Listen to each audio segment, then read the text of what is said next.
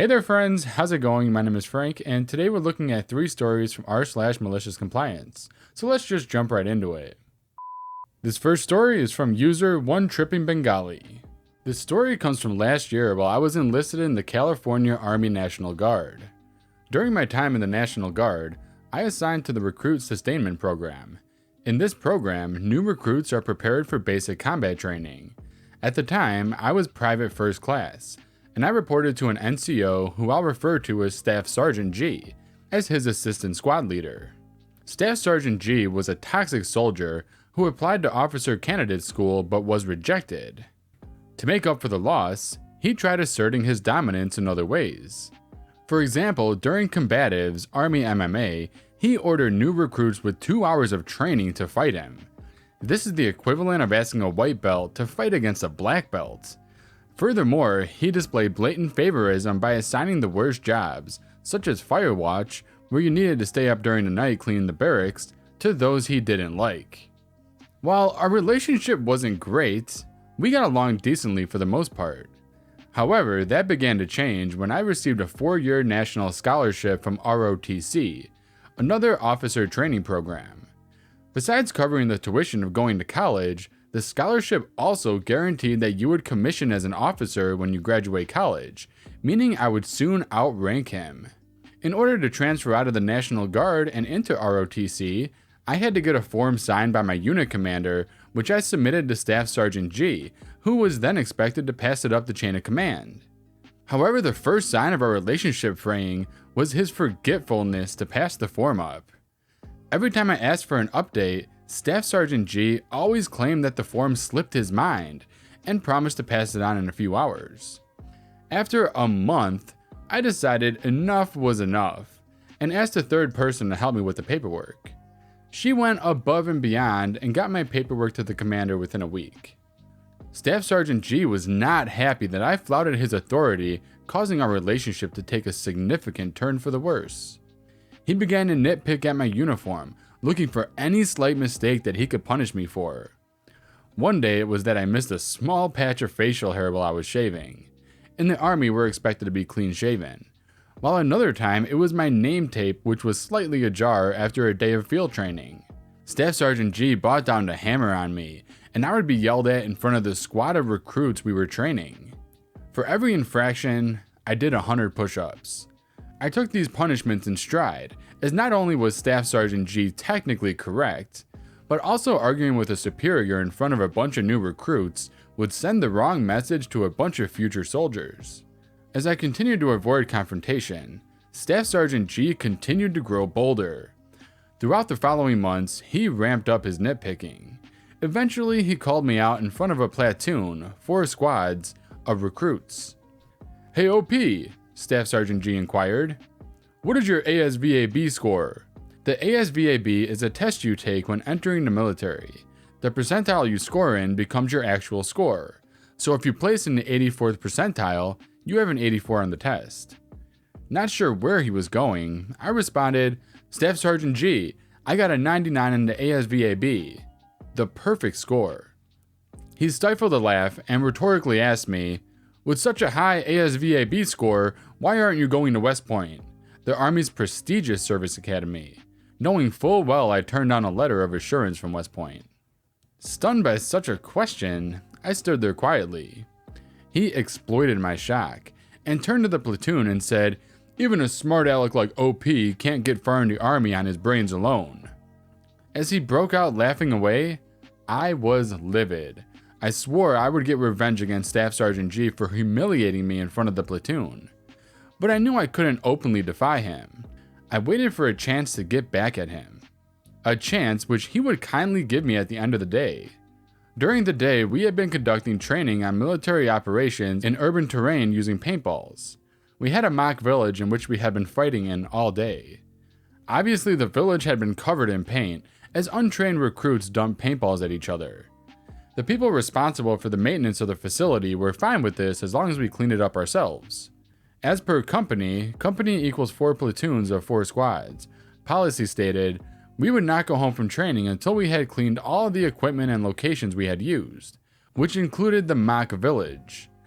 Once training completed, Sergeant First Class M, Staff Sergeant G's boss, assigned our squad to the task of cleaning the village.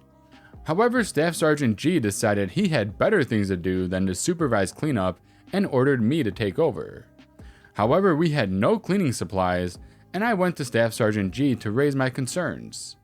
Seeing me approach, Staff Sergeant G turns to me and yelled, "OP, what part of cleaning the village did you not understand?" in front of the entire squad. "Sergeant," I explained, "we can't clean as—" "Can't do what?" he interrupted.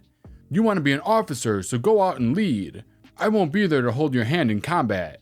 I can't solve all your problems. Make do with what you have and improvise." Turning to his friend, Staff Sergeant G stated, "Can you believe this guy wants to be an officer?" Cue malicious compliance. Looking out into the field and seeing cut grass, I got an idea.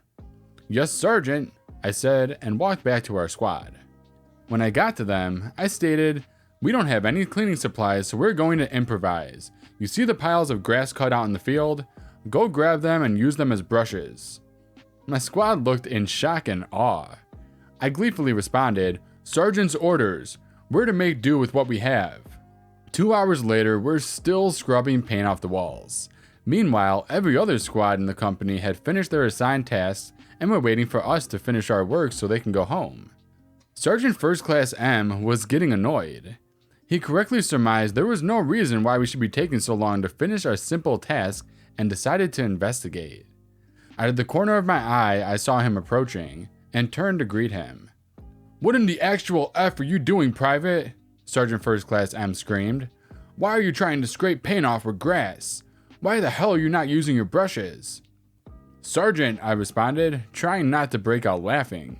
"I asked Staff Sergeant G for supplies, but he ordered me to make do with what we have." Sergeant First Class M couldn't believe what he was hearing. He went off to the recruits in our squad to independently verify my claim. When 4 different recruits told the same story, he beckoned me over and called Staff Sergeant G. "Staff Sergeant G?" Sergeant First Class M asked in his calm and controlled firm voice. I heard some mumbling, which I assume was Staff Sergeant G's greeting, followed by the roar of, "Why the F did you not give your squad cleaning supplies?" from Sergeant First Class M. I was on the brink of dying of laughter while Sergeant First Class M yelled at Staff Sergeant G over his incompetence while demanding he bring over the supplies. All Staff Sergeant G could muster between each roar was a quick, "Yes, Sergeant." After Sergeant First Class M finished off his tirade, he looked at me and said, "Carry on, Private," as he walked away. As soon as he turned the corner, I burst out laughing. 5 minutes later, Staff Sergeant G drove up with the cleaning supplies, sweating.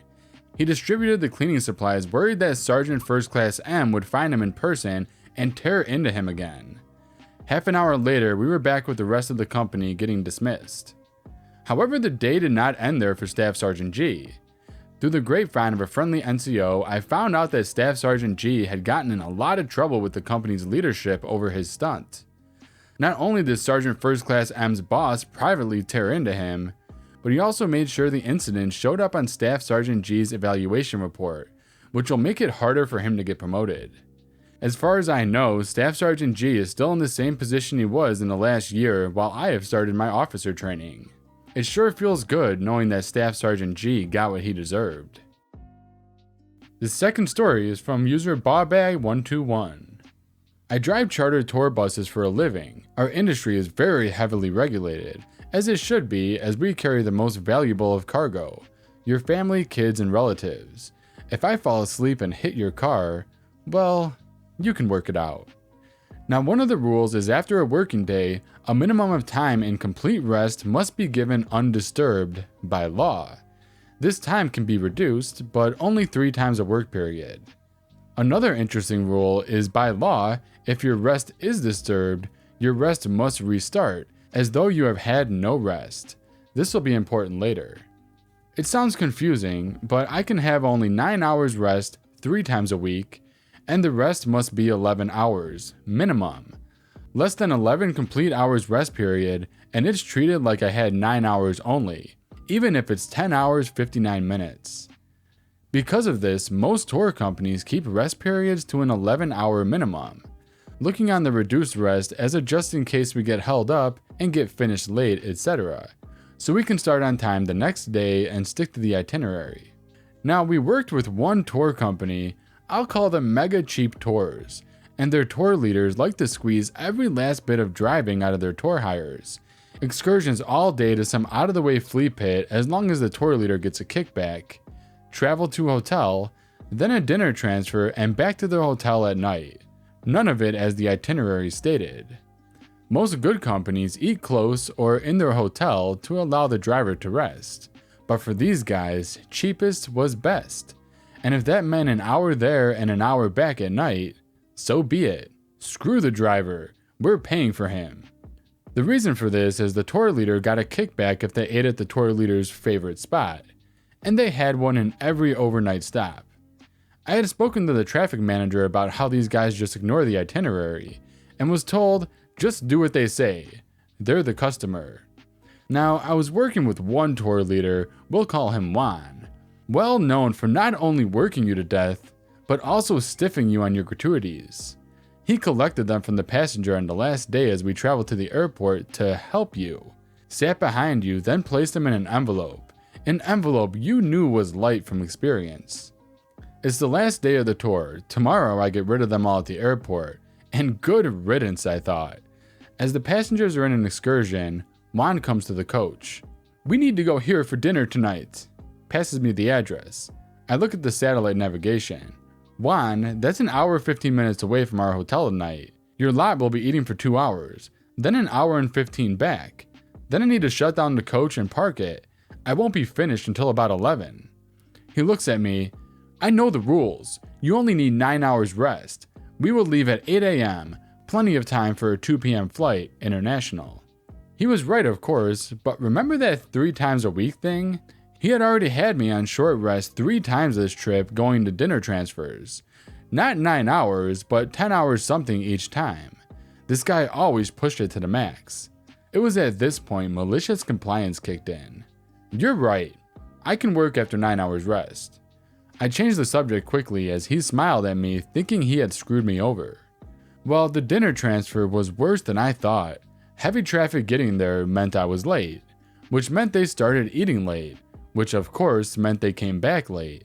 By the time I parked at the hotel, it was closer to midnight. I knew what was coming in the morning, so I phoned my 24-hour traffic department. As I expected, I was told under no circumstances was I to break the law and run without my legal rest. Massive fines for the company, and for me if I did. Normally, I set 2 alarms when I'm on reduced rest, as, to be honest, it takes its toll, and I need them to get up. But tonight, I set nothing, and I took my hotel phone off the hook.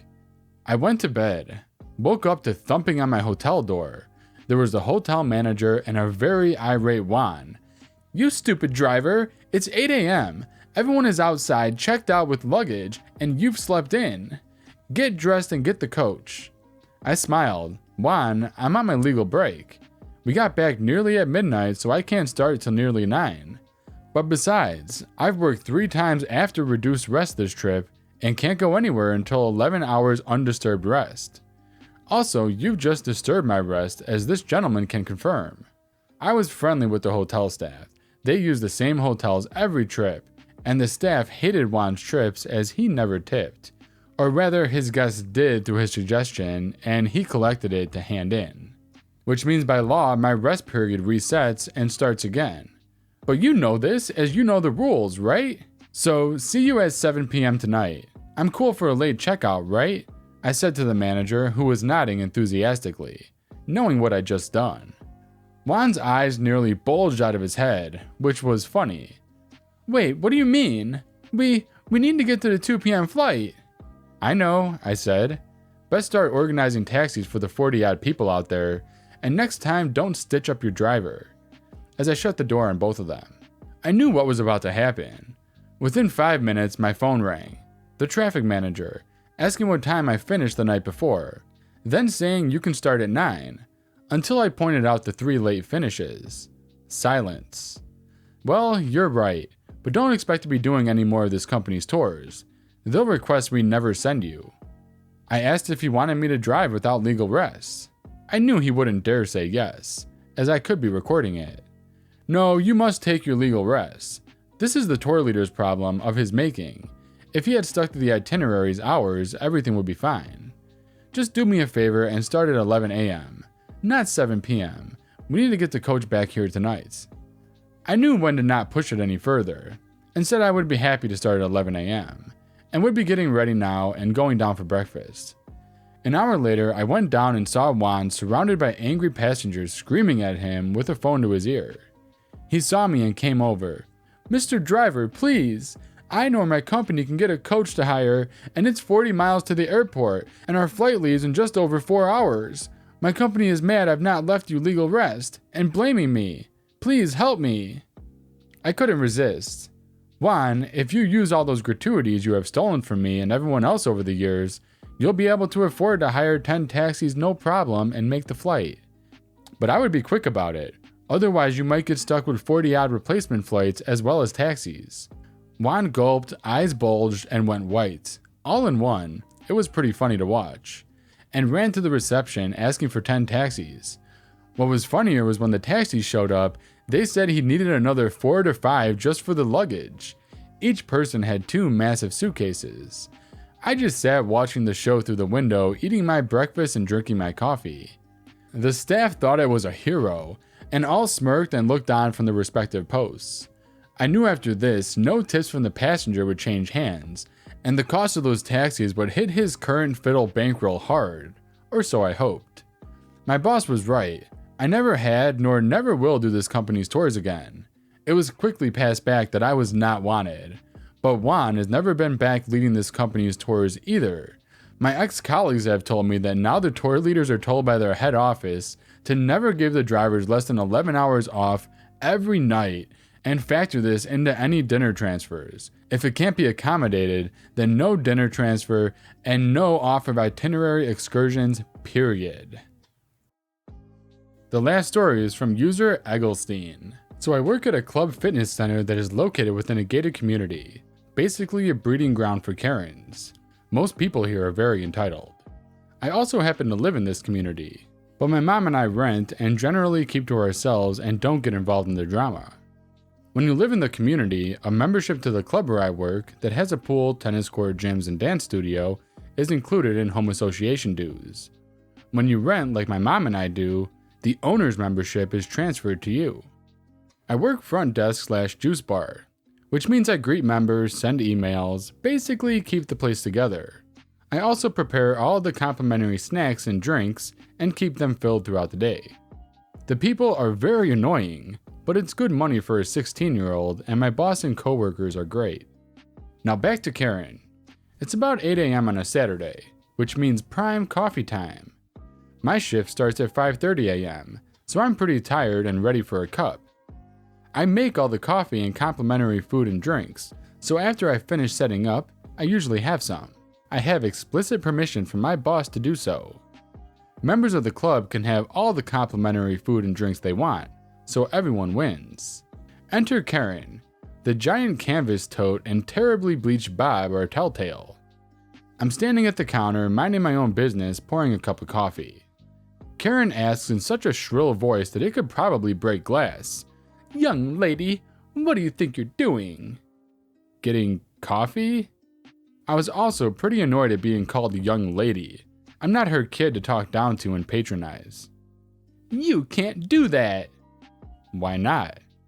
Karen, determined to combat the apparent danger of a minimum wage employee getting coffee, shrieks, "You aren't a member! You can't get coffee if you aren't a member! Until then, no coffee for you." I start to hatch my ever so devious plan. Cue Uno reverse card. I don't respond to Karen and walk over to the clock-in machine to punch out. Members have a PIN number that they enter into a keypad so we can keep track of the number of people using the facilities. I walk over to the keypad, enter my PIN, and my name and picture pop up on the monitor, indicating that I am indeed a member.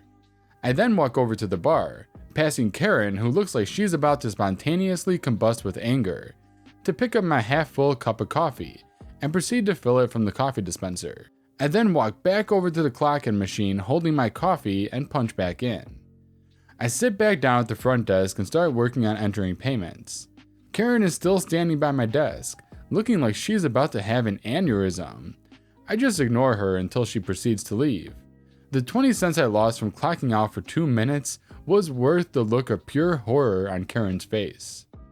That's all I have for you guys today. I want to thank everyone for your support lately. I know leaving comments and thumbs upping a video takes time to do, and I really appreciate everyone that helps out. See you guys in the next video.